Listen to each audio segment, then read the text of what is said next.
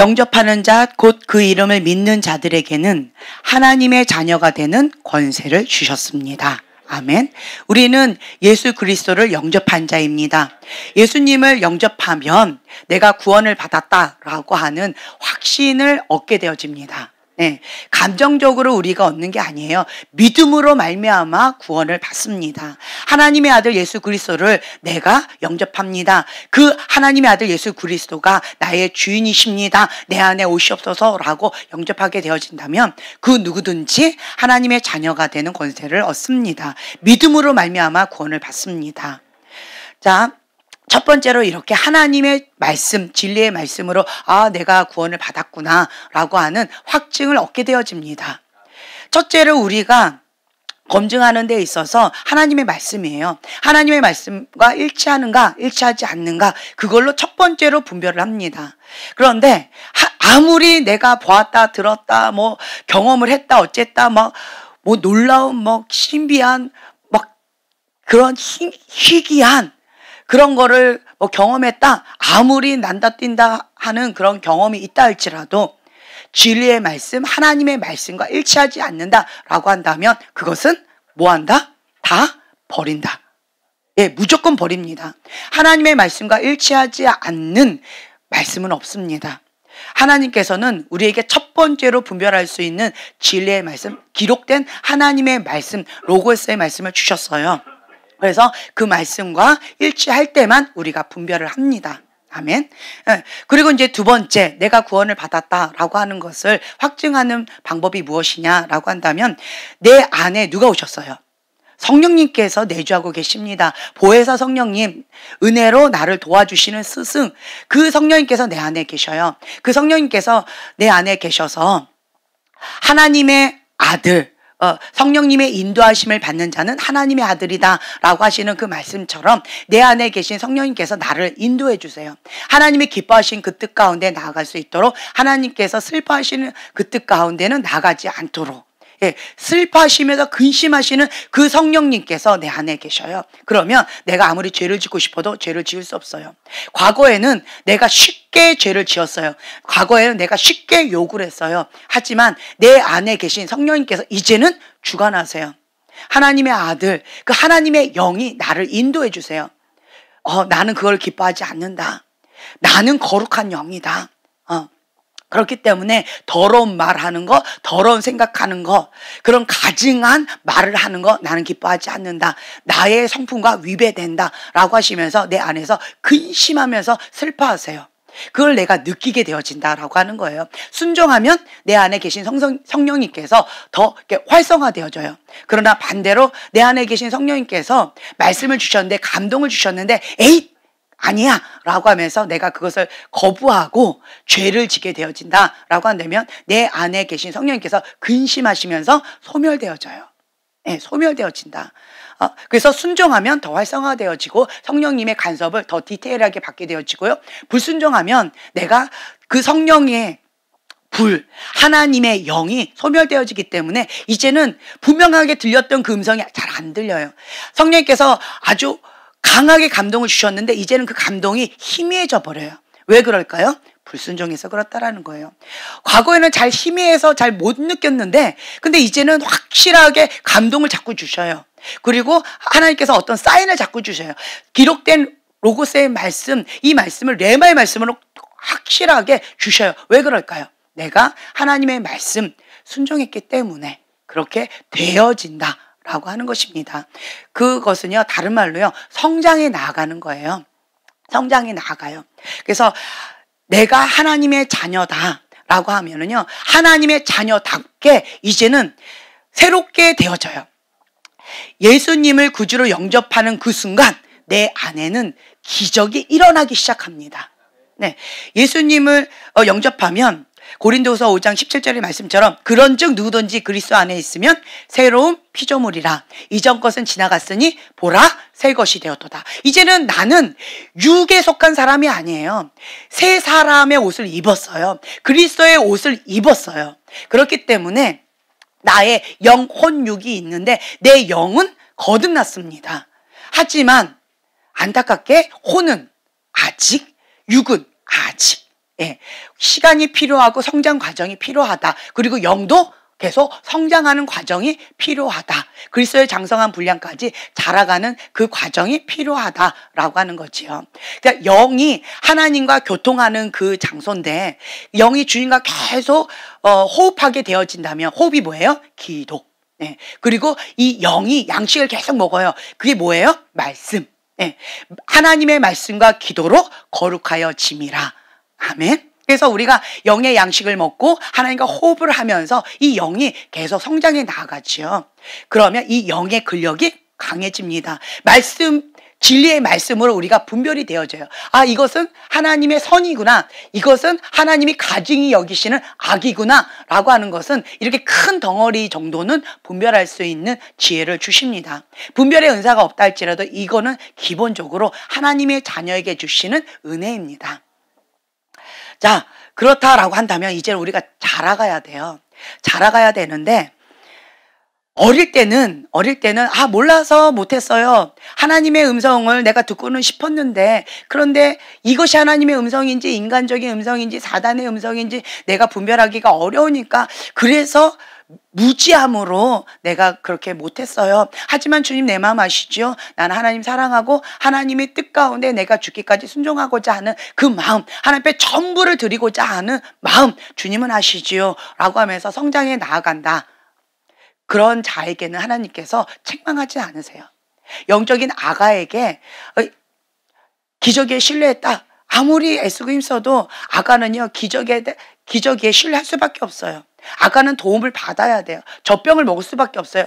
나는 하나님 정말 사랑해서요 단단한 음식 먹고 싶어요. 그런데 아가가 단단한 음식 먹으면 어떻게 돼요? 배탈이 나요. 소화를 못합니다. 다 토해버립니다.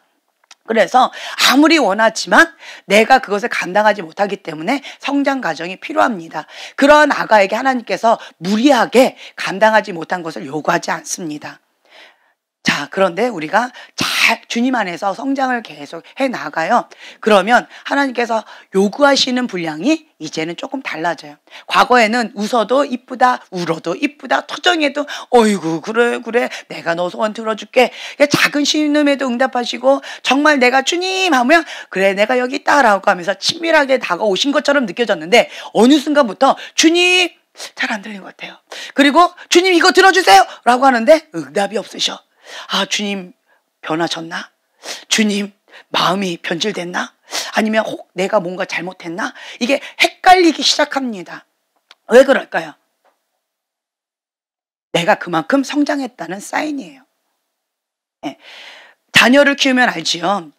이제 어느 정도 컸는데 우리 소망이가 기저귀에다가 신뢰를 한다라고 한다면 어떻게 되어질까요? 밤마다 오줌을 싼다라고 한다면 어떻게 되어질까요? 그냥 안 넘어가죠. 이쁘다 할까요? 아니죠. 그것처럼 하나님께서 이제는 어느 정도 성장했다라고 한다면 기본적으로 요구하시는 기대하시는 바가 좀 더 달라진다 라고 하는 거예요. 과거에는 두 마음을 품어도 그냥 주님께서 넘어가 주셨어요. 부자 청년이 정말 마음을 다하여 뜻을 다하여 하나님 한 분만을 사랑하면서 열심히 특심으로 나아갔어요. 그 부자 청년이 이제 내가 더 이상 할 게 없는 것처럼 느껴진 거예요. 내 범위 안에서 나는 나 혼자의 열심으로 막 모든 걸 다 한 것 같아요. 그래서 선한 선생님이시여 내가 어떻게 해야 영생을 얻으리까? 라고 하면서 자, 겸손한 마음으로 왔을까요? 높은 마음으로 왔을까요?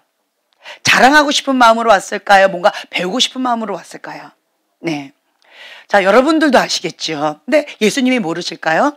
그 예수님께서 그 부자 청년의 마음의 중심을 딱 꿰뚫어 보셨어요. 그래, 참 너가 귀하다. 너무너무 사랑스럽다. 왜냐하면 너가 할 수 있는 이 영역 가운데서 최선을 다했으니까 너무 귀하다. 자, 이제는 다음 단계로 성장하자. 그게 뭐였어요? 너가 가지고 있는 모든 재산, 하나님보다 더 사랑했던 그 우상 버리고 나를 따르라. 이제 예수님께서 요구하시는 분량이 달라졌다는 거예요.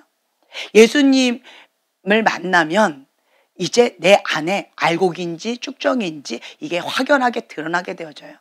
예수님을 만나기 전에는 회색지대가 허락이 되어져요. 그러나 진리의 말씀 딱 부딪히게 되어지면 우리는 선택해야 돼요.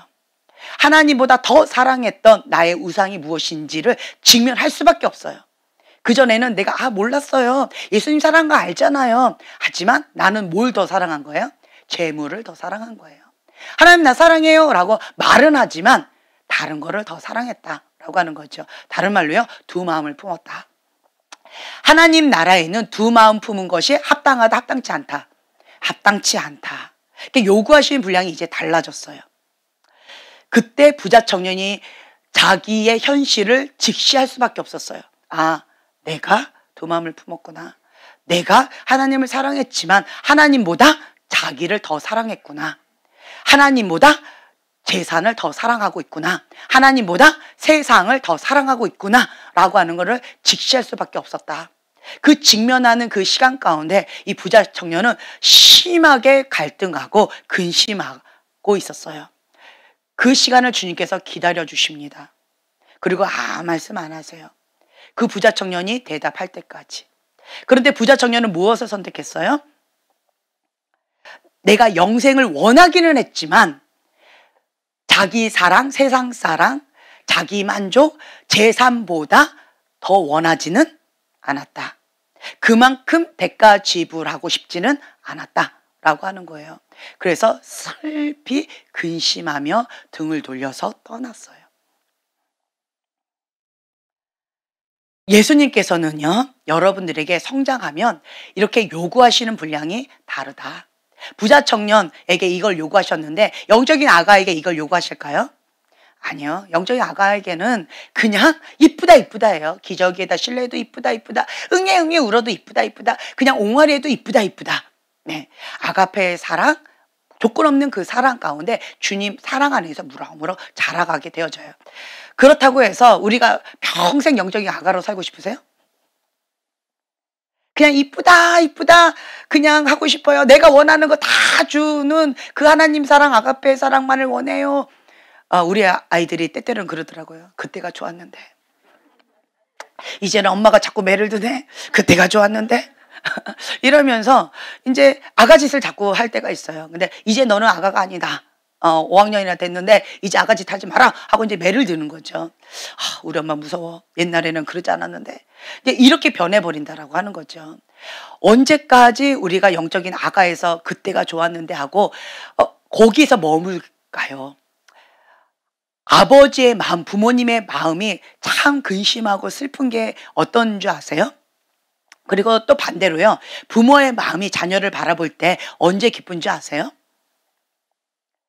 자라지 않고 머물러 있을 때, 아이가 어느 정도 키가 커야 되는데, 어느 정도 뭔가 뇌가 커야 되는데, 자라야 되는데, 그런데도 여전히 5학년이 됐는데 3살짜리 아가처럼 행동을 한다라고 한다면, 3살의 몸을 갖고 있다라고 한다면, 머리는 지금 그 3살의 머리를 갖고 있고, 그리고 몸은 이렇게 한쪽만 이게 큰다, 한쪽은 안 자란다, 이런다면 어떻게 될까요? 참 마음이 어렵겠죠. 그렇죠? 그것처럼 부모는요, 자녀를 바라볼 때 잘 먹고 잘 성장하고 그냥 건강하고 밝고 하나님 안에서 무럭무럭 자라기를 바래요. 근데 성장이 멈췄을 때 부모의 마음은 근심을 하게 되어진다라고 하는 거죠. 그래서 여러분들은 하나님 안에서 그리스도의 장성한 분량까지 우리가 자라가야 돼요. 아멘. 네, 자라가는 그 성장통이 있다 없다? 예, 성장통이 있어요. 성장통이 있어요. 그래서 어린 아이들이 성장할 때 어른들은 이래요. 갑자기 고열이 나요. 특별하게 어디 아픈 데가 없는데 고열이 심하게 나고 아이가 끙끙 앓아 누워요. 그러면 초보자 엄마는 막 어쩔 줄 몰라가지고 무조건 어디를 가요? 응급실로 달려갑니다. 그런데 이 노련하신 할머니는 뭐라고 그러세요? 괜찮아. 이건 병원에 갈 일이 아니야. 이거는 성장통이야. 애가 이번에 좀 심하게 앓고 나면 많이 크겠네. 이렇게 말씀을 하세요. 그것처럼 성장통은 참 끙끙 앓는 것처럼 어떻게 해야 될지 막 불안하고 초조하고 힘겨운 그 과정을 겪는다라는 거예요. 하지만 그 아픔만큼 성장하는 이 성장통, 성장하는 그 과정이 있다. 네. 그래서 우리는 그것을 피할 수가 없다. 네. 그래서 그때 그 상황은 참 많이 어렵지만 지나고 보면 아, 내가 많이 컸구나. 고난이 내게 유익이라. 아, 내가 좀 많이 컸구나. 아픈 만큼 내가 좀 많이 성장했구나. 아픈 만큼 내 속사람이 많이 다듬어졌구나. 이런 것들을 우리가 내 뒤를 인생을 딱 돌아보면 아, 그랬구나. 그리고 다른 사람을 바라보면 다 인생은 그런 거야. 하지만 할 수 있어 라고 하면서 격려하면서 힘을 줄 수 있는 치유받은 치유자로 그렇게 나아갈 수가 있겠지요. 그렇죠? 네. 이 성령님께서 내 안에 내주하면서 이렇게 인도하시는 것, 구원의 확신을 받고요. 또 한 가지 내가 구원을 받았다라고 하는 확신을 받는 또 한 가지가 있어요. 뭘까요? 첫째는 하나님의 말씀이라고 말씀드렸고, 두 번째는 내 안에 계신 성령님을 통해서 내가 구원을 받았다라고 하는 확증을 받는다 말씀드렸어요. 세 번째는 무엇이냐라고 한다면요, 우리의 삶이 이전의 삶을 살 수 있을까요? 과거의 삶은 어떤 삶이었어요? 내 맘대로 살았어요. 내가 하고 싶은 대로, 내 승질나는 대로, 내가 욕하고 싶은 대로, 내가 죄 짓고 싶은 대로 아무런 꺼리낌 없이 내 맘대로 하고 살았었어요.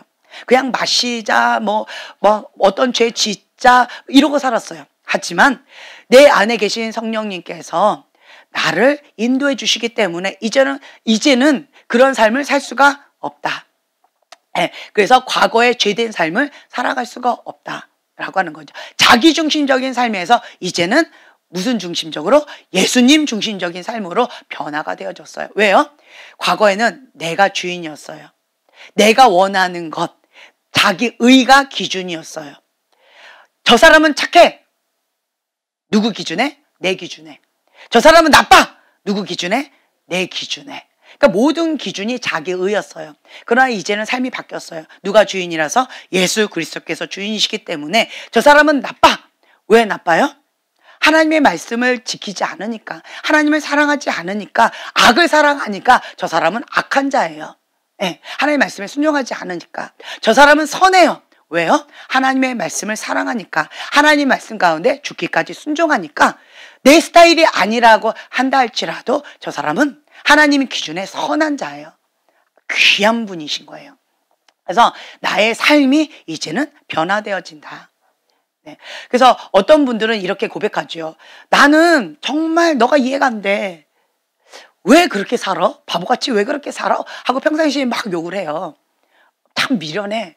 뭐 때문에 저래? 나는 예수님 믿거든. 예수님 그것을 기뻐하지 않아. 참 미련하다 라고 하면서 평상시에는 그렇게 욕을 하지만 정말 문제에 딱 부딪히죠. 그러면 어떻게 하는지 아세요? 네, 나 좀 도와줘. 나 좀 위해서 기도해줘. 이것이 왜 이럴까? 나 좀 도와줘 라고 하면서 도움을 청하게 되어져요.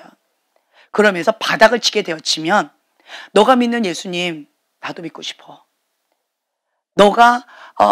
너는 어떻게 이러한 같은 이렇게 문제 가운데 나는 죽고 싶어. 나는 이제 끝났어 라고 하면서 나는 힘든데 너는 같은 상황인데 어떻게 이렇게 평강을 누려? 근데 어떻게 너는 웃을 수 있어? 너는 어떻게 해서 행복할 수 있어? 그 비결이 뭐야? 내 안에 성령님 계시거든. 난 예수님 믿거든. 주님이 하실 것이거든. 그리고 나는 모든 이 문제의 해답이 백문일답 예수 그리스도라는 걸 믿거든. 하나님께서 이 위기를 전화위복 시켜주셔서 반드시 기회로 만들어 주실 것을 믿거든. 나는 과거에 이런 경험이 있어 라고 하면서 간증할 수 있는 기회가 되어지겠죠. 네. 그래서 삶이 변화되어진다. 네. 과거에 내가 그렇게 사랑했던 세상, 내가 그렇게 사랑했던 그 죄된, 그리고 내가 그렇게 사랑했던 그런 친구들이 이제 멀어지게 되어지고, 이제는 불편하게 되어지고, 이제는 뭔가 부딪혀요. 계속 힘겹게 되어진다. 그래서 우리의 삶이 변화되어진다라고 하는 거죠. 이제 구원에 대한 확신, 이렇게 세 가지를 통해서 우리가 받게 되어지는데요. 자, 그렇다라고 한다면 우리가 벼가 익으면 익을수록 고개가 숙여지는 그런 겸손을 배워야 됩니다. 아멘. 근데 참 안타까운 것은 신앙생활을 오래 하면 오래 할수록 어떻게 되어지는 줄 아세요? 변질되어져 가요. 그 첫사랑이 퇴색되어져 가는 것이 인간의 이런 죄의 본성이에요. 어느 정도 딱 하면 처음에는 주여 살려주세요, 주여 도와주세요, 영적 전쟁 치열한 가운데서 주여 라고 부르짖습니다. 그런데 어느 정도 이제는 편안해졌어요. 어느 정도 사업이 잘 되고 있어요. 어느 정도 관계가 좀 회복되어졌어요. 어느 정도 내가 원하는 것이 좀 잘 풀어져 가고 있어요. 그러면 내 안에 이 정도면 됐지. 내가 이때까지 이렇게 열심히 기도하고 열심히 대가 지불하고 금식하면서 주님 앞에 나갔는데 내가 그렇게까지 해야 되나? 주님, 좀 나도 좀 보상을 받고 싶네요. 친구들이 놀러 간다는데 나도 좀 놀러 가고 싶네요. 친구들이 우리 가족 회의가 있다는데 꼭 이렇게 예배 때 있네요. 나도 이제 좀 가족끼리 모임을 갖고 가족 여행도 좀 하고 좀 누리면서 살아야 되지 않을까요? 그동안에 너무 고생하지 않았을까요? 주님? 이러면서 하나님과 뭔가 타협을 하려고 이게 쑥 올라온다. 이게 뭐다? 교만이다. 아니란 마음이다. 라고 하는 거예요. 그래서 이 신앙의 색깔 가운데 기름이 끼기 시작하는 거예요. 기름이 끼기 시작하면서 이 가난한 심령이, 배고픈 심령, 하나님을 향한 갈망한 심령이 이제는 약간 퇴색되어져서 그냥 어느 정도만 하면 그냥 이 정도면 됐어 라고 안일함에 빠지게 되어져요. 자, 그렇게 되어지면 영적인 교만함을 낳게 되어진다. 참된 확신은 벼가 익으면 익을수록 고개가 숙여지기 때문에 끊임없는 그 겸허한 마음, 가난한 심령, 배고픈 마음으로 날마다 천국을 누리는 그 사모함을 가지고, 어제 만났던 그 하나님, 난 주님 그것 갖고 만족이 되지 않아요. 오늘도 그 신실하신 주님, 그 주님을 만나고 싶어요 라고 하는 이 가난한 심령, 배고픈 심령, 갈망의 마음이 계속 차오르는 것이 이 구원받은 자의 마땅한 도리입니다. 그런데 방금 말씀드린 것처럼 이 안일함에 딱 빠지게 되어지면, 그러면 영적인 교만함에 빠지게 되어져요. 참 안타까워요. 인간은 이래요. 다른 사람을 욕하기가 어려워요. 왜요? 나도 그러니까. 특히 여러분 기억하세요. 영적 전쟁, 치열한 영적 전쟁 가운데 막 싸워라, 피 흘리기까지 싸워라, 승리는 여호와께 있다, 목숨 걸고 싸워라, 죽으면 순교다, 죽기까지 싸워라 라고 해서 그렇게 해서 승리를 했어요. 승리하면 그때 순간적으로 오는 이 영적 교만을 확, 승리했다. 이때까지 너무 힘들었잖아 라고 하면서 안일함이 쓱 오면, 그러면서 영적 교만함이 딱 오게 되어져 있어요. 네, 이 다윗도 치열하게 사울왕 밑에서 그렇게 영적 전쟁을 했을 때는 하나님 뜻 가운데 정말 주님 눈물로 베개를 적신다라고 하면서 이렇게 살 때는 죄를 지을 마음의 여력이 없었어요. 근데 이제 어느 정도 되니까 왜 그 시간에 왜 거닐어요? 왜 남의 집을 왜 봐? 그러면 한번 봤다 그러면 어머나 하고 빨리 도망가야지. 왜 거기 이렇게 해서 왜 행동까지 죄를 짓냐고요. 그 왜 그랬어요? 큰 전쟁의 승리 그 뒤에 부하들은 다 전쟁터에 보내고 자기는 나는 나까지 꼭 전쟁터에 가야 돼? 난 좀 쉬어야 돼 라고 하면서 안일함에 빠지니까 벌써 슥 거닐면서 죄의 유혹 가운데 빠지게 되어져요. 그때 사단은 그 기회를 놓치지 않아요. 그래서 여러분들이 기억하셔야 될 게, 큰 승리 직후에 영적 교만함에 빠지지 않도록, 안일함에 빠지지 않도록 여러분들 깨어서 기도하셔야 돼요. 특히 사역자들은 큰 집회 있죠. 큰 집회 때 정말 성령님께서 강력하게 역사하셨어요. 그러면 할렐루야 주님 찬양합니다 감사합니다 라고 한 다음에, 그 다음에 어떻게 되어지냐면 좀 쉬고 싶다, 호텔에 가서 좀 푹 쉬고 싶다 딱 하는 순간 갑자기 아무 생각 없이 TV를 딱 틀어요. 그러면 음란물들이 막 오면서, 혹은 어떤 여러 가지 죄된 여러 것들이 갑자기 들이닥치면서 그런 유혹들에 빠지기 쉽다라고 하는 거예요. 그래서 이 사역자 딜레마에 빠지지 않으려면 큰 전쟁, 큰 집회 직후에 그 다음에 어디로 가야 되는 줄 아세요? 골방. 골방으로 들어가야 돼요. 골방에 들어가서 십자가 밑에 그 골방에 들어가서 무릎을 꿇고 주님 앞에 엎드립니다. 그리고 주님 앞에 갈급한 심령으로, 가난한 심령으로 주님 앞에 성령님 감사합니다. 주님의 영으로 나를 더 채워주시고 주님의 영으로 나를 사로잡아 주시옵소서 라고 하면서 나를 예수님의 보혈로 깨끗하게 씻김 받으면서 주님과 더 하나 되어지는 그 골방에서 먼저 엎드리는 그 습관, 좋은 습관을 갖게 되어진다면 사단에게 틈을 주지 않는 좋은 습관이 될 수 있다 라고 하는 거예요. 영적 교만함은 제가 이번에 내가 승리했으면 그 다음에는 좀 괜찮을까요? 언제까지 이거는 싸워야 될까요? 네, 죽을 때까지예요. 죽을 때까지. 영적 교만함은요, 죽을 때까지예요. 사람은 이 죄성이 있었어요. 이 조금 좀 내가 잘했네 라고 하면 교만함이 훅 올라와요. 근데 본능이요, 죄된 본능이 교만을 사랑해요. 예, 좋아해요. 그렇기 때문에 내가 피 흘리기까지 이 교만함과 싸우지 않으면, 정말 이게 극렬히 미워하는 마음이 없으면요, 나는 교만함 가운데 이미 잡혀 있는 거예요. 그래서 그 안일함에 빠져서 그거를 못 느끼고 있는 거예요. 제가 그 얘기를 했죠. 나는 그냥 담배 피는 사람, 술 먹는 사람, 그냥 옆에 앉아서, 그냥 옆자리에 앉아서 그냥 밥을 먹었을 뿐이에요. 근데 처음에는 냄새 너무 고약해, 술 냄새 너무 힘들어, 담배 냄새 너무 고약해, 너무 힘들어 라고 하는데, 그리고 나서 이제 집에 왔어요. 그러면 나는 못 느껴요. 근데 사람들은 나보고 뭐라 그래요? 술 냄새, 담배 냄새, 내 옷에 배어있는 것을 뭐라고 얘기해요? 나한테 그런 게 나? 나한테 그런 게 나? 못 느껴요. 이게 영적 교만함이에요. 영적 교만함은요, 이렇게 연기처럼 쓱 하고 스며들어요. 나도 모르는 사이에. 그래서 내가 깨어서 이거에 대해서 민감해야 돼요. 극렬히 미워하는 마음, 내가 깨어서 피 흘리기까지 싸우지 않으면 영적 교만함은 어느새 내 안에 쓱 하고 자리 잡혀 있어요. 그래서 그 누구도 너가 섰는 줄 아느냐? 너가 넘어질까? 조심하라는 거죠. 다른 사람에게 뭐라고 이렇게 지적할 자기 형편이 아니에요.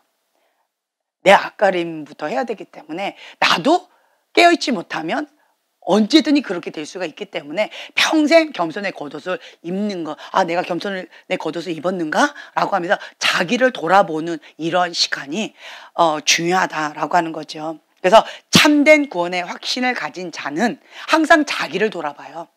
다른 사람을 판단하고 정죄하는 것은 쉽습니다. 이 영적 교만함이 딱 오지요. 그러면 첫 번째로 하는 게 뭐냐? 나는 이 정도 했으면 됐어. 딱 봐. 왜 나는 했는데 저 사람 못하지? 왜 저렇게 살지? 왜 저러지? 이러면서 판단하고 정죄하고 비판하게 되어져요. 이것이 거짓 확신 가운데, 영적 교만함 가운데 있는 사람들의 그냥 반응이에요.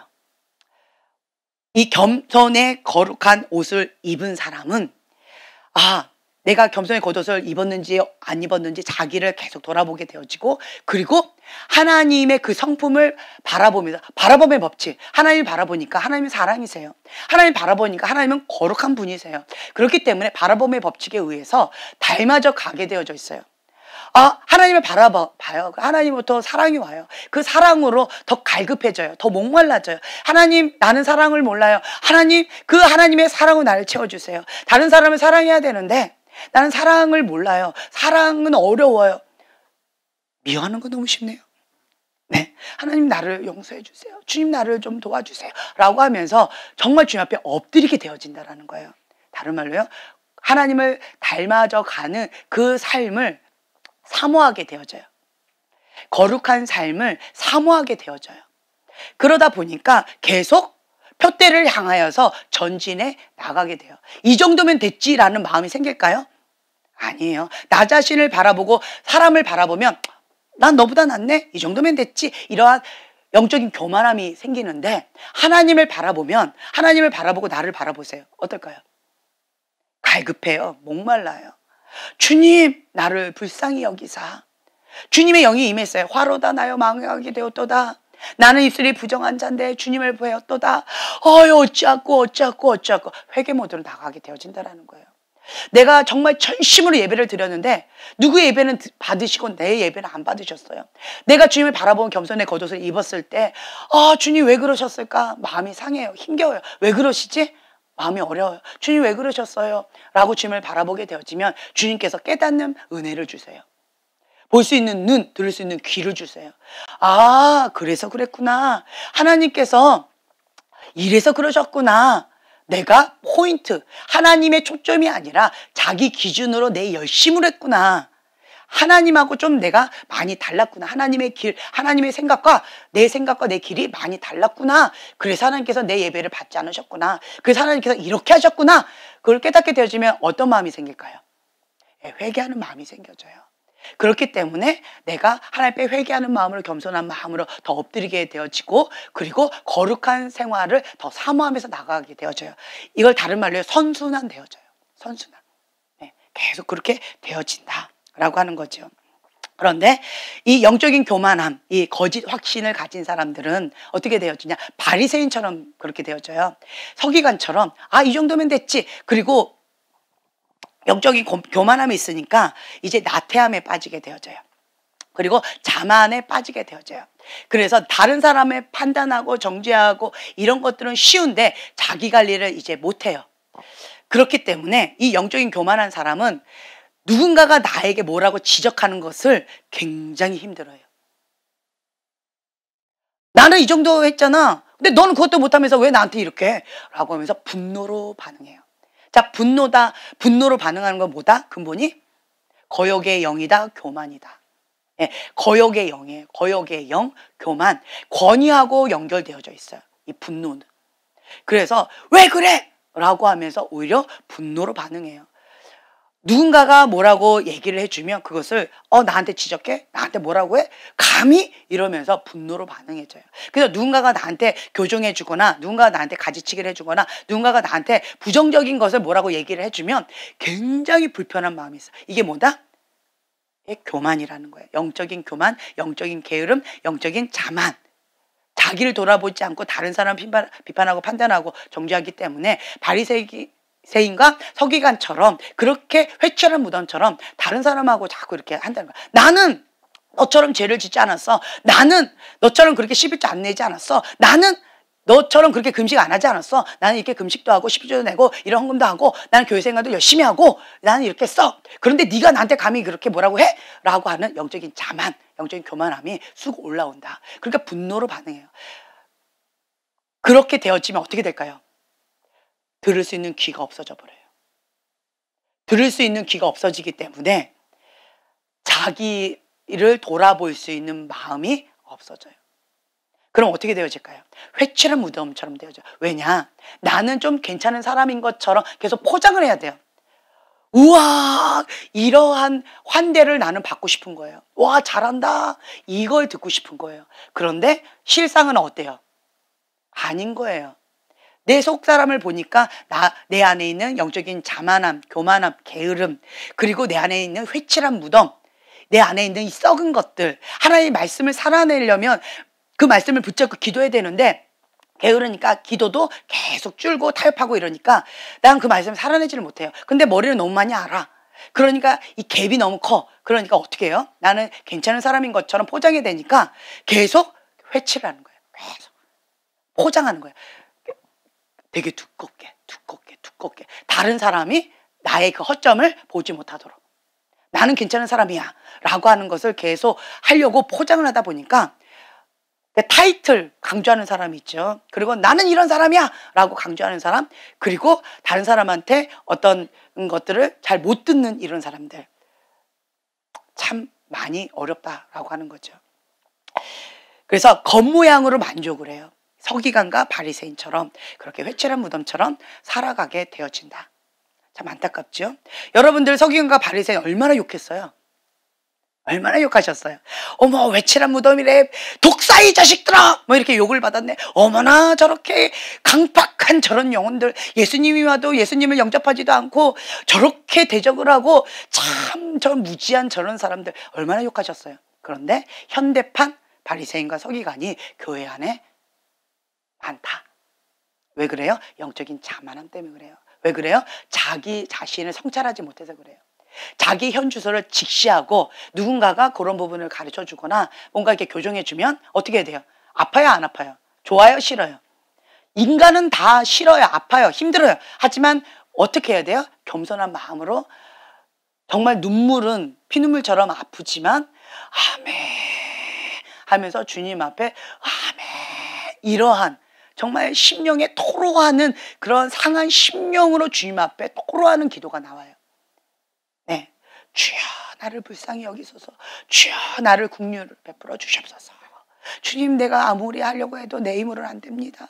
주여 나를 불쌍히 여기소서. 나의 이 영적인 자만함, 이 교만함, 주여 내 힘으로 안 됩니다. 이러면서 정말 이렇게 참여하는 마음을 주여 앞에 엎드리게 되어져요. 여러분 많이 경험하고 계시죠? 그렇죠? 네. 그렇기 때문에 하나님께서 나를 돌아봐 주시고 하나님 나에게 정직한 영을 주시옵소서. 이렇게 되어지고요. 고백이 어떤 고백이 나오게 되어지느냐. 사도 바울의 고백처럼 이렇게 나와줘요. 갈라디아서 6장 14절의 말씀처럼 우리 주 예수 그리스도의 십자가 외에 결코 자랑할 것이 없습니다. 십자가 외에 자랑할 것이 없대요. 우리 인간이 바라볼 때 바울 보면 자랑할 게 많아요, 없어요? 어마어마한 거예요. 모세 보세요. 자랑할 게 많아요, 없어요? 어마어마해요. 세상에 이런 와 최고의 길만 온 거예요. 네. 그러니까 우리 현대판으로 얘기한다면 뭐 최고의 길, 아주 그 금수저, 그리고 우리나라에서 최고의 대학, 그리고 외모도 최고, 집안도 최고, 그리고 명문, 그리고 또 해외에서 최고의 대학, 최고의 교수, 뭐 최고의 어떤 뭐 이거 최고의 길만 쭉 온 거예요. 자랑할 게 많죠, 그렇죠? 딴 사람들은 이거를 외운다고 막 100번, 1000번 이렇게 읽어도 잘 안 외워져. 근데 이 머리가 그냥 봤는데 외워지는데 어떻게 해요? 정말 마음이 어렵지요. 왜 어떻게 해 이거?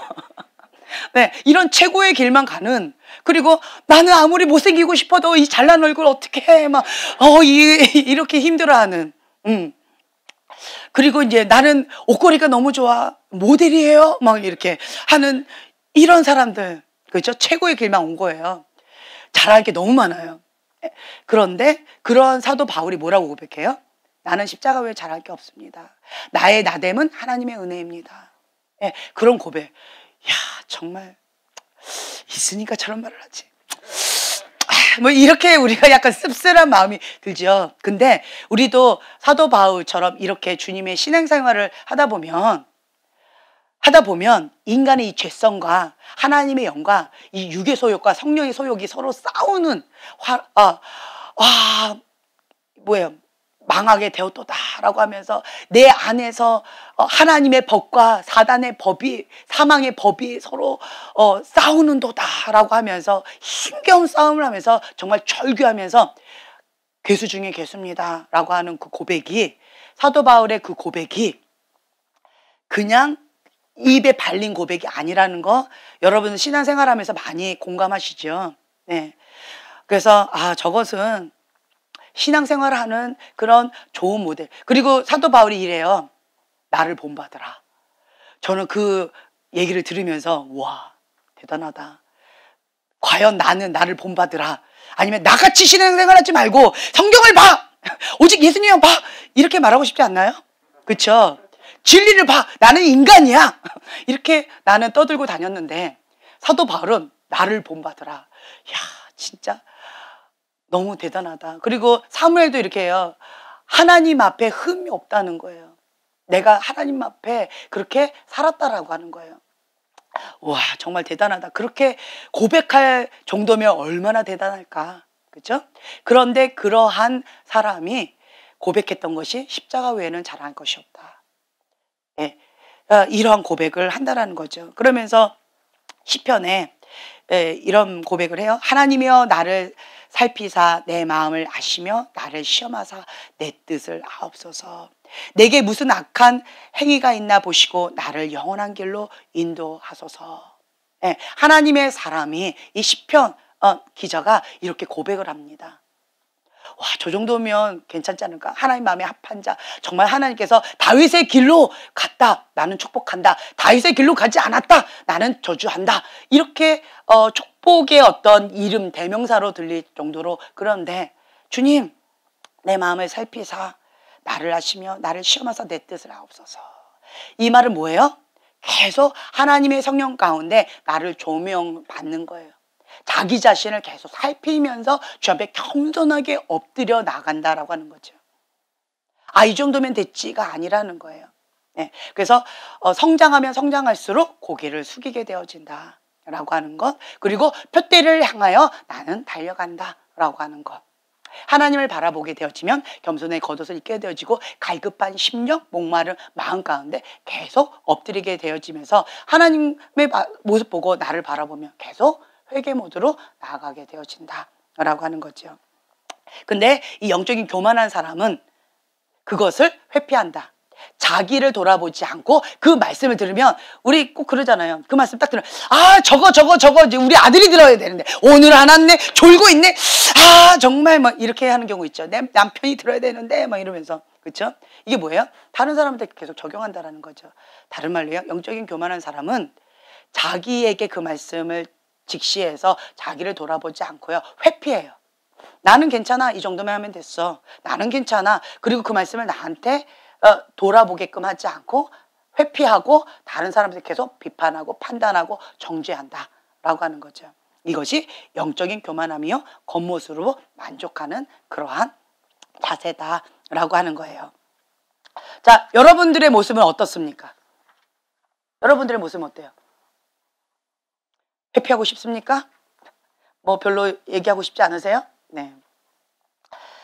우리는요, 날마다 어떤 사람도 이래요. 내 이렇게 얘기하면 갈 길이 머네. 나는 왜 이렇게 갈 길이 멀까? 아무리 해봤자 나는 사랑받지 못하는 것 같아. 나는 아무리 해봤자 나는 정말 밑빠진 독 같아. 언제까지 이렇게 해야 되나? 자기 연민에 빠져가지고 우울증에 빠지는 미련한 사람이 있어요. 미련한 사람이에요, 이거는. 자, 제가 이렇게 얘기하는 이유는 뭐예요? 겸손하게 성장하라고. 꼭 이렇게 진리의 말씀을 전하면 이 엉뚱하게 자기한테 적용하고 엉뚱하게 해석하고 엉뚱하게 슬퍼하는 사람이 있어요.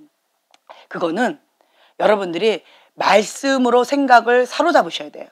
말씀으로 마음을 사로잡으셔야 돼요.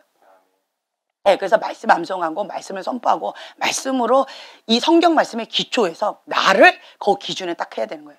완전한 사람이 있다 없다? 처음부터 배부른 사람이 있다 없다? 완벽한 사람이 있다 없다? 없다. 표대를 정했어요. 그러면 어떻게 해요? 내가 한 걸음부터 순종하면 그렇게 되어진다고 말씀드렸잖아요. 불순종하면 뒷걸음질 치는 거라고 말씀드렸잖아요. 그러니까 그냥 한 걸음부터 순종하고 또 한 걸음부터 순종하고 한 걸음부터 순종하고. 저 높은 산에 오르고 싶어. 저걸 어떻게 올라? 나는 할 수 없어 라고 자기 연민에 빠져가지고 한탄하면서 부정적인 생각 가운데 불평 원망하면서 그 밑에 있으면 올라가요? 못 올라가요? 그런데 하나님의 사람은 어떻게 해요? 나는 할 수 없지만 내게 능력 주신 자 안에서 난 무엇이든지 할 수 있어. 그러니까 하나님께서 나에게 감당할 수 있으니까 저거를 올라가라고 하시겠지. 여호와의 산에 올라가야지 하면서 뭐부터? 한 걸음부터. 네, 한 걸음부터. 네, 그렇게 하자는 거예요. 그렇게 할 때 결국은 올라가게 되어진다. 네. 때때로는 나는 거북이 같은 느낌이 들 때 있잖아요. 토끼는 저렇게 벌써 올라갔는데 나는 엉금 뭐 이렇게 가고 있으니 나도 나 자신이 속 터지고 주변에서 나를 바라보며 속 터져하고 진짜 힘들어. 나 그만하고 싶어. 이런 생각 들 때 있잖아요. 그렇지만 결국은 누가 올라갔어요? 토끼가 올라갔어요? 거북이가 올라갔어요? 거북이가 올라갔어요. 왜 거북이가 올라갔어요? 끝까지 포기하지 않았어요. 자기 현실을 직시했어요. 나는 사모해요. 그런데 나는 너무 느려. 나는 그거가 어려워. 그러니까 나는 다른 사람보다 더 열심히 해야 돼. 다른 사람이 자고 있을 때, 다른 사람이 쉬고 있을 때, 다른 사람이 안일함에 빠졌을 때, 다른 사람의 영적인 자만함에 빠졌을 때, 다른 사람이 놀러 갈 때 나는 뭐예요? 다 자기를 부인하고 엉금 표대를 향하여 정말 죽기까지 순종하고 피 흘리기까지 싸우면서 그렇게 나아가는 거예요. 그럴 때 거북이가 승리하게 되어졌어요. 어떡하지? 나는 토끼인데? 그럼 어떻게 하면 돼요? 그냥 얼른 가면 되지. 뭘 고민해요 또. 얼른 가면 되지. 끝까지 포기하지 않고 그냥 우선은 간다. 이러시면 돼요. 아멘. 네. 그리고 우리 이제 믿는 자는 여러분들이 예수님을 구주로 영접하는 순간 내 안에 기적이 일어난다. 하나님과 내가 하나 되어져 가면서 성령의 인도하심을 따라 하나님의 아들 된 삶, 변화된 삶을 누리게 되어진다 라고 말씀을 드렸어요. 이제 두 번째로 우리가 또 알아야 될 게 무엇이냐. 우리가 믿는 자입니다. 아멘. 믿음으로 구원을 받습니다. 이 믿음이 굉장히 강조가 되고 있죠. 그렇죠? 그리고 믿음, 들음에서 난다라고 말씀을 하고 있어요. 믿음은 들음에서 나며 들음은 그리스도의 말씀으로 말미암느니라 라고 우리가 고백을 하고 있습니다. 그렇죠? 믿음. 그런데 자, 우리 한번 찾아볼까요? 로마서 10장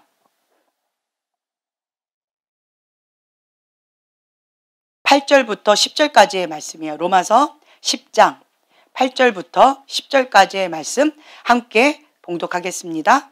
그러므로 무엇을 말하느냐 말씀이 내게 가까워 내 입에 있으며 내 마음에 있다 하였으니 곧 우리가 전파하는 믿음의 말씀이라.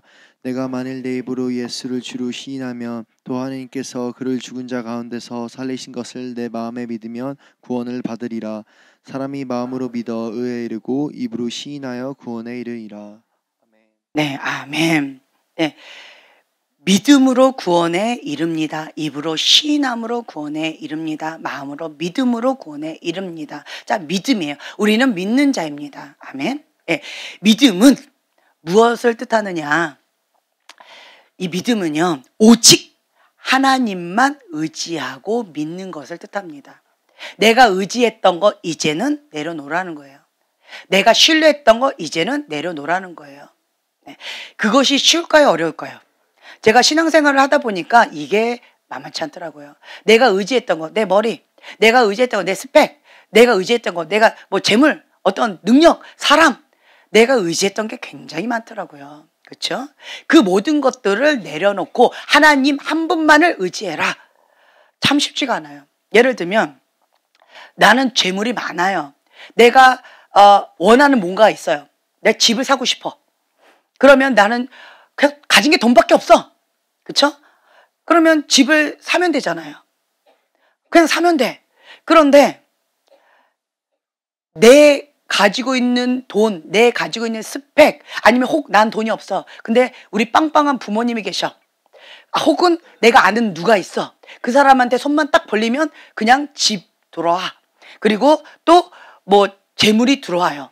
그렇다라고 한다면 하나님한테 주여 집 주세요, 주여 돈 주세요 라고 하는 게 빠르겠어요? 그 사람한테 가서 저 좀 도와주시죠, 이게 빠르겠어요? 네, 저 좀 도와주시죠. 이게 눈에 보이는 이 현실이 좀 더 현실적으로 와닿잖아요. 근데 믿는 자는 주님께서 그 방법, 인간적인 방법 하래요 말래요?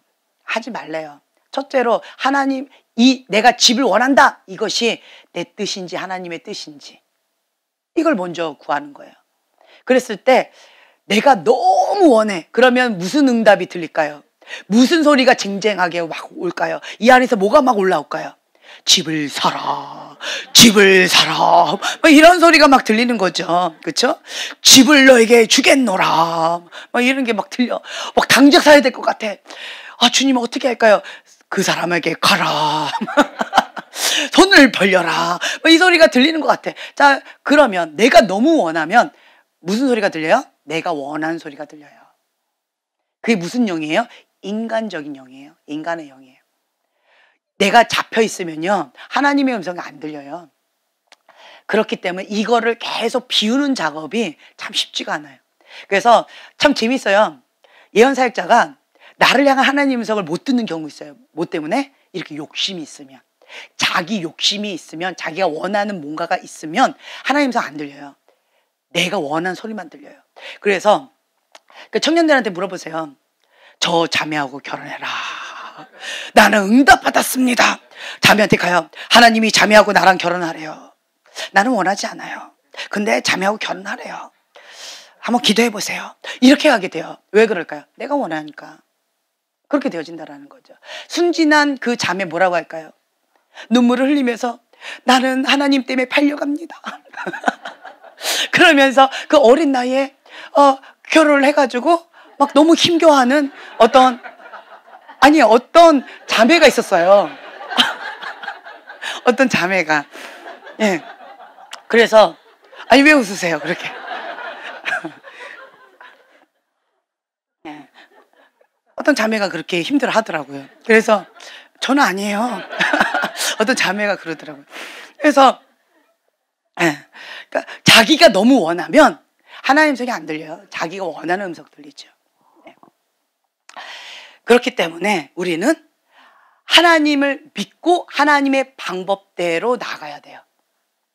그러려면 뭘 알아야 될까요? 하나님의 성품에 대해서 알아야 돼요. 하나님을 아는 지식. 이게 중요하다. 난 하나님 믿습니다. 라고 하는데 하나님 몰라. 하나님 뭘 기뻐하시는지, 하나님 성품이 무엇인지, 하나님 어떤 분인지 몰라. 그러면서 그냥 무조건 믿는데 진짜 믿는 걸까요? 아니면 맹종하는 걸까요? 그렇죠. 혹은 내가 만든 하나님을 믿는 거예요. 그러면서 엉뚱한 소리를 많이 하게 되어져요. 그래서 여러분들은 이 믿음은 들음에서 나며 들음은 그리스도의 말씀으로 말미암았느니라 라고 하신 것처럼 하나님이 어떤 분이신지 성경 말씀, 기록된 이 성경 말씀을 통해서 하나님의 성품에 대해서 우리가 배워가야 돼요. 하나님을 아는 지식이 아주 중요하다라고 하는 거예요. 호세아 한번 찾아볼까요? 호세아 4장 6절의 말씀이에요. 내 백성이 지식이 없으므로 망하는도다 라고 되어 있는데 호세아 4장 6절 말씀 함께 봉독하겠습니다. 내 백성이 지식이 없으므로 망하는도다. 내가 지식을 버렸으니 나도 너를 버려 내 제사장이 못되게 할 것이요 내가 내 하나님 율법을 잊었으니 나도 내 자녀들을 잃어버리리라. 네, 이스라엘 백성이 하나님을 바르게 알지 못하기 때문에 망하는 길로 가는 경우가 많아요. 혹은 여러분들이 하나님을 안다 라고 하나님을 믿는다 라고 말은 하지만 왜곡된 하나님의 상이 있어요. 왜 그런지 아세요? 왜 그럴까요? 내 욕심, 또 권위자. 네. 자, 우리가 하나님을 뭐라고 불러요? 하나님 아버지. 제가 과거에 참 놀라운 걸 깨닫게 되어졌는데 제가 2007년도 12월 25일 날 천국을 경험하게 되어지는 그 사건이 있었다라고 했잖아요. 그래서 정말 이 땅 가운데 없었으면 하는 그런 영적인 쓰레기와 같은 그런 삶을 살아가는, 다른 사람에게 피해를 주면서 자기도 괴롭히고 다른 사람도 괴롭히는 그런 사람들, 제3의 부류, 그런 사람들을 만났다라고 했잖아요. 그 사람들이 저한테 막 이렇게 오는데 그러면서 저한테 손을 뻗어서 저한테 축복해 주는 거예요. 당신이 이 땅 가운데에서 나에게 불러준 노래가 있어요. 그리고 당신이 나한테 이 땅 가운데 있을 때 예수님을 소개해 주셨어요. 그래서 내가 예수님을 믿고 이렇게 천국에 올 수 있게 되어졌어요. 감사합니다. 라고 하면서 당신은 사랑받기 위해 태어난 사람, 이 찬양을 막 불러주면서 수많은 무리들이 저를 둘러 진치는 것처럼 이렇게 둘러졌는데, 근데 그 중에 그러니까 대충 봤는데요. 그 사이에 뭐 여자가 꼈는지는 모르겠어요. 근데 대다수가 그 무리가 다 누군지 아세요? 남자여서 아버지였어요. 아버지들이었어요. 그래서 제가 그 모습을 보면서 하나님 앞에 궁금했어요. 주님, 왜 대부분이 아버지들일까요? 왜 그렇지요? 왜 그럴까요? 그랬더니 하나님께서 제 마음 가운데 어떤 마음을 주셨냐면, 하나님을 뭐라고 부르느냐? 하나님 아버지요. 그 아버지, 하나님 아버지의 상을 왜곡시키기 위해서 사단이 아버지들을 그렇게 이렇게 했다라는 거예요. 그래서 어그러진 육신의 아버지상, 이 왜곡된 아버지상을 통해서 하나님을 왜곡되게 바라보게끔 사단이 그렇게 어그러뜨려 놨다. 그래서 육신의 아버지에 대한 이 관계를 왜곡시키고 어그러뜨려 놔서 그 시선으로 하나님 아버지를 바라보니까 하나님 관계가 왜곡되어진 그런 상황 가운데 되어진 것이다. 사단이 그렇게 했다. 의도적으로 했다라는 거예요. 그 마음을 딱 주시더라고요. 그래서 그렇구나. 그래서 제가 그때 이후로 사단이 한 거다라고 한다면 우리가 육신의 아버지하고 싸우실래요? 그 이면에 있는 사단하고 싸우실래요? 그렇죠. 지혜로운 자는 이 영적인 전쟁이 이 육신 사람하고 있지 않다라는 걸 알아요. 미련한 자는요, 네가 나한테 그래? 나도 너한테 그래. 네가 나 쳤어? 나도 너를 쳤어. 이렇게 하는 거는 진짜 미련한 거예요. 미련한 겁니다. 우리의 싸움은 혈과 육에 있지 않아요. 영적인 싸움이에요. 그래서 그 이면에 있는 이 사단의 전략, 하나님 아버지 상을 왜곡시키려고 나의 육신의 아버지와 나의 관계를 이렇게 왜곡시키는구나. 그러면 나는 너의 수법에 넘어가지 않겠다. 사단아, 예수 이름 물러가라 라고 대적하셔야 돼요. 네. 그래서 내 안에는 하나님 아버지에 대한 그 상을 바르게 보고 싶으면요, 이 본능이 그래요. 본능이 참 재밌어요. 하나님과의 관계가 어려운 사람 있어요? 그렇다라고 한다면 육신의 아버지의 관계도 한번 보세요. 하나님 아버지한테 내가 시시콜콜 말을 잘하는 사람 있어요? 내 육신의 아버지의 관계를 한번 보세요. 많이 비슷해요. 저는 그걸 몰랐는데 그렇더라고요. 제가 저의 육신의 아버지에 대해서 정말 이렇게 시시콜콜하게 막 조절조절 말을 잘해요. 그리고 요구도 아주 당당하게 해요. 아버지 사주세요. 안 사줘요? 아빠 나빠. 뭐 이렇게. 네, 그런 것처럼 하나님 아버지에게도 어린아이 같은 모습으로, 완전히 벌거벗은 갓난아기의 모습으로 기도를 그렇게 해요. 네, 그리고 하나님 앞에 어린아이 같이 기도하고 관계를 그렇게 가져요. 그리고 어떤 문제가 딱 터졌다 그러면 무조건 하나님과 의논을 해요.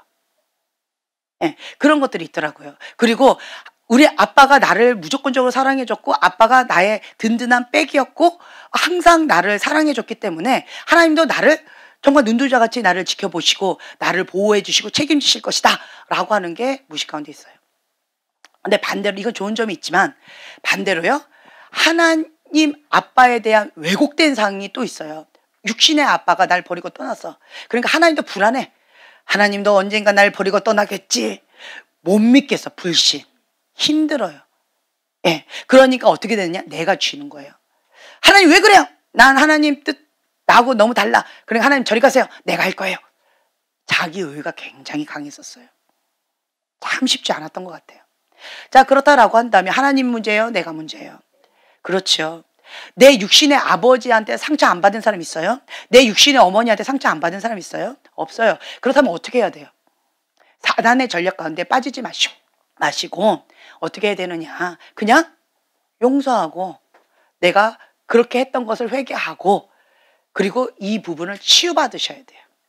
회복받으셔야 돼요. 그래서 성령의 조명을 받아서 이 부분은 주님, 나를 예수님의 보혈로 깨끗하게, 흰눈보다 더 깨끗하게 치유해 주시고 회복시켜 주세요 라고 하면서 이게 나가야 된다라는 거죠. 그래서 왜곡된 권위자, 불의한 권위자를 통해서 하나님을 바라봤던 이 죄를 회개합니다. 그리고 성경 말씀, 기록된 하나님의 말씀, 하나님이 어떤 분이신지에 대해서 내가 배워나가겠습니다. 그런 자세로 여러분들이 가셔야 돼요. 그러할 때 참된 하나님의 관계가 회복되어진다. 네. 그래서 이 부모와의 관계가 왜곡되고 상처가 생기는데, 이거 한번 들어보세요. 내 부모가 나와의 관계 속에서 나에 대해서 사랑을 잘 안 해주는 것 같아. 나에 대해서 무관심한 것 같아. 나의 부모가 나한테 시간을 별로 안 주는 것 같아. 내가 아무리 불러도 그러니까 못 들은 척하는 것 같아. 너무 바빠. 그래서 내가 뭐라고 얘기하면 대강대강 듣는 것 같아. 이러한 부모의 관계가 있는 사람은 무의식 가운데 하나님을 향해서 어떤 마음이 있는지 아세요? 하나님은 나를 사랑하지 않아. 하나님은 나한테 무관심해. 나 같은 존재한테 관심이나 갖겠어? 저런 사람한테나 관심이나 갖겠지. 저런 사람을 사랑하시겠지. 나는 사랑받을 가치가 없는 존재야. 내가 아무리 해봤자 하나님 안 들으실 거야. 이러한 무의식 가운데 그렇게 생각해요. 그러면 어떻게 되느냐? 하나님한테 의논하지 않아요. 그냥 스스로 그냥 내가 알아서 그냥 일을 해버려요. 내가 알아서 그냥 처리해버리고, 그리고 하나님과 상의가 별로 없어요. 하나님, 내가 그냥 할 거예요. 하나님 뜻 아니면 막아주시고, 하나님 뜻이면 열어주세요. 내가 통보해버려요. 하나님 안 막아주시니까 그냥 한 거예요. 이렇게 책임 전가해버려요. 왜 그러냐? 부모한테 무관심 받고 사랑받지 못한 그것이 상처가 있어서 그런 거예요. 그리고 또 아까 얘기한 것대로 부모가 너무 바빠. 그리고 그냥 내가 뭐라고 얘기하면 건성으로 듣고 대강대강 이렇게 대답을 해요. 이렇게 되어지면 내 무의식 가운데 하나님과의 관계 속에서도 하나님도 그러실 거라고 생각하게 되어져요. 그래서 나 같은 사람 기도 안 들어주실 거야. 나 같은 사람 하나님께서 작은 신음에도 응답하신다 그러는데 나는 그런 거 잘 모르겠어. 나는 막 부르짖고 기도하고 해도 애쓰고 힘써도 하나님 나한테 안 하시는 것 같아. 이게 무의식 가운데 부모의 관계가 이렇게 투영이 되어지는 거예요. 그래서 내가 혼자 처리해야지 뭐. 나는 외로워. 예, 이렇게 하나님 너무 바쁘실 거야. 하나님 귀찮게 하지 말아야지 뭐. 이렇게 되어진다는 거죠. 그리고 부모가 기분파예요. 기분파. 예. 오늘은 내가 쏜다. 우와, 할렐루야 신나죠? 오늘은 빨리 들어가서 자. 이런 거 기분파들. 그렇죠? 일관성이 없죠. 뭐 대부분 그렇지 않나요? 저도 굉장히 그랬던 것 같은데. 이제 그러면 하나님을 어떻게 여기느냐? 독재자로 여겨요. 네, 하나님 이랬다 저랬다 하는 그러한 독재자 같은 일관성 없는 하나님으로 그렇게 느껴져요. 그리고 부모가 신실하지 않아요. 약속을 잘 안 지켜. 말로만 하고 그냥 잊어버려. 말로만 하고 그 약속을 잘 안 지켜. 그러면 이 마음에 원망이 생겨요. 그리고 이러한 거가 있으면 자신이 힘이 없기 때문에 일방적으로 당한다. 억울하다. 원망. 부모에 대한 원망이 있죠. 그리고 이게 또 하나님께 투영이 되어져요. 내가 힘이 없기 때문에 하나님을 향해서 원망하는 마음이 있고 당한다. 억울하다. 그리고 분노가 불불 끓게 되어지게 됐죠. 그리고 부모님이 무서워요. 그리고 야단을 많이 쳐요. 그리고 부모님이 막 무서워, 두려워. 그리고 우리 부모님은 용서가 없어. 이러한 부모님 밑에서 자란 아이들은 하나님에 대해서 하나님 앞에 신앙생활 하는데 평안이 없어요. 항상 이렇게 두려움에 있어요. 그리고 하나님 무서워. 뭐라고 얘기하냐면 하나님이 무서워요. 그러면 그런 사람들한테 물어보죠. 너네 아버지가 무섭니? 너네 어머니가 무섭니? 너의 부모님이 무섭니? 무서워요. 근데 말은 이래요. 아니요, 우리 부모님 안 무서워요. 아니요, 무식 가운데 부모님이 무서운 엄한 부모님이에요. 야단을 많이 치고 그리고 용서가 별로 없는 조금 이렇게 완벽주의 기질의 그런 부모님 밑에서 자란 사람들은 엄격한 그러한 자녀들은 하나님도 그럴 거라고 무식 가운데 생각해요. 그래서 무서운 하나님, 평안이 항상 없고 항상 불안해요. 그리고 완벽한 부모님은 지적하죠. 판단하죠. 왜 이거밖에 못했어? 맨날 혼나잖아요. 그것처럼 하나님에 대해서도 그렇게 생각해요. 맨날 하나님은 오게티, 벌만 주는 하나님. 내가 이런 거 잘못하면 그거 용서하지 않고 꼭 벌 주는 하나님. 내가 이렇게 잘못해서 이렇게 벌 주고 이렇게 막 뭐 잘못했다고 암 주고 뭐 이렇게 했다고 뭐 다리 부러뜨리고 이런 하나님으로 잘못 착각하시는 사람들이 많아요. 하나님 그렇지 않아요. 왜 그러느냐? 내 육신의 부모가 방금 말씀드린 이제 완벽주의예요. 벌을 주고 그리고 야단을 치고 용서가 별로 없고 두렵고 그리고 무섭고 지적하고 판단하고 그 용서가 별로 항상 긴장하게끔 만드는 막 맨날 싸워. 그러니까 항상 두려운 거예요. 불안한 거예요. 그것이 하나님께도 투영되어져서 하나님도 그럴 것이다 라고 무의식 가운데 있는 거예요. 그렇기 때문에 하나님과 육신의 부모는 다르다라고 좀 이렇게 분리시키셔야 돼요. 하나님은 벌 주시는 분이 아니세요. 내가 잘못해도 하나님은 노하기를 더디하시는 분. 사단이 그 죄로 틈을 타서 그렇게 하는 거지 하나님이 하시는 게 아니에요. 그러니까 사람들이 자꾸 하나님을 엄한 분, 벌 주시는 분, 나쁜 분으로 착각하시는데 아니에요. 사단이 하는 거예요. 하나님 그렇지 않으세요. 전화위복시키세요. 하나님을 사랑하는 자, 그 뜻대로 부르심을 입은 자에게는 하나님께서 어떻게 하신대요? 합력해서 선을 이루세요. 그런 분이시다라고 하는 거죠. 그래서 하나님은 나에게 최고의 것만 주시는 분이다. 전화위복 시켜주시는 분이다. 위기를 기회로 바꾸시는 분이시다 라고 하는 것을 여러분 믿으셔야 돼요. 네. 그리고 부모님에 대해서 신뢰를 못해. 믿을 수 없다. 우리 부모님은 뻥쟁이야, 뻥쟁이. 우리 부모님은 허풍쟁이야. 이러면서 믿지 않는 사람이 있죠. 그리고 좀 부모님이 좀 자기 맘대로이신 좀 그런 분들, 책임감이 좀 없어 보이는 그런 분들, 내가 아무리 요구해도 들어주지 않는 그러한 부모님, 그런 밑에서 자란 사람은 하나님을 의지하려고 할까요? 의지하지 않으려고 할까요? 네, 하나님을 의지하지 않으려고 해요. 내가 하려고 해요. 내가 책임져야 된다. 내 인생 내가 해야 된다. 내가 하지 않으면 안 된다. 라고 하는 이 두 주먹 불끈 쥐고 이렇게 나가게 되어져요. 왜 그러냐? 부모님과의 관계 속에서 왜곡된 관계 때문에 상처의 반응이다 라고 하는 거예요. 내 안에 있는 이런 상처들이 치유가 되어지면 치유가 되어지면 아, 내가 부모님 상으로 이게 왜곡되게 하나님을 바라봐서 그렇구나. 하나님은 그렇지 않는구나 라고 하는 걸 인식하고 인정하고 이제는 어떻게 되느냐. 내 육신의 부모와 하나님을 분리하는 작업을 좀 가지셔야 돼요. 그러면서 이 성경에 나와 있는 하나님을 이제 배워가는 시간을, 성경 공부하는 시간을 좀 가지셔야 돼요. 아, 성경에 나와 있는 하나님의 성품, 하나님의 속성, 아, 하나님은 이런 분이시구나. 이거를 배우실 필요성이 있다. 네, 아멘. 네, 오늘은 여기까지 할게요. 궁금하시죠? 네, 다음 기회에 제가 기도하고 마치겠습니다. 하나님의 축복을 받는 방법은 복 있는 사람은 악인들의 꾀를 따르지 아니하며 죄인들의 길에 서지 아니하며 오만한 자들의 자리에 앉지 아니하고 오직 여호와의 율법을 즐거워하여 그의 율법을 주야로 묵상하는도다. 아멘. 그는 시냇가에 심은 나무가 철을 따라 열매를 맺으며 그 잎사귀가 마르지 아니한 같으니 그가 하는 모든 일이 다 형통하리로다. 아멘. 우리 안에 성령님이 계십니다. 하나님의 법을 즐거워하면서 주야로 그 말씀을 묵상하는 자에게 철을 따라 열매를 맺으며 모든 일이 다 형통한다라고 하나님께서 축복을 주셨습니다. 하나님은 우리에게 최고의 것만 주시는 분이십니다. 우리에게 복을 주기를 즐거워하시는 분이십니다. 하나님 안에 참된 축복이 있습니다. 참된 행복이 있습니다.